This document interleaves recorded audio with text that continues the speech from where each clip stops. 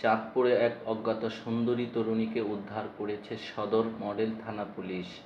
ধারণা করা হচ্ছে তরুণীটি মানসিক ভারসাম্যহীন অবস্থায় ছিলেন।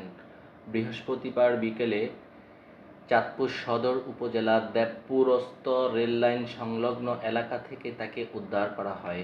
বর্তমানে তিনি পুলিশের হেফাজতে রয়েছেন এবং শারীরিকভাবে সুস্থ আছেন। পরিবারের খোঁজে চাঁদপুর সদর মডেল থানার দায়িত্বরত কর্মকর্তা জানান, উদ্ধারকৃত তরুণীর বয়স আনুমানিক 20 থেকে 22 বছর। তিনি নিজের নাম বা ঠিকানা কিছুই বলতে পারছেন না। মনে হচ্ছে তিনি মানসিক ভারসাম্যহীন অবস্থায় আছেন। তার পরিবারের কেউ যদি এই খবর দেখে থাকেন তাহলে অনুগ্রহ করে চাঁদপুর সদর মডেল থানায় যোগাযোগ করুন।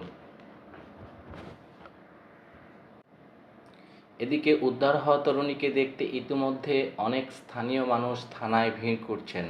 পুলিশের পক্ষ থেকে সবাইকে সহানুভূতি ও সতর্কতার সঙ্গে আচরণের আহ্বান জানানো হয়েছে।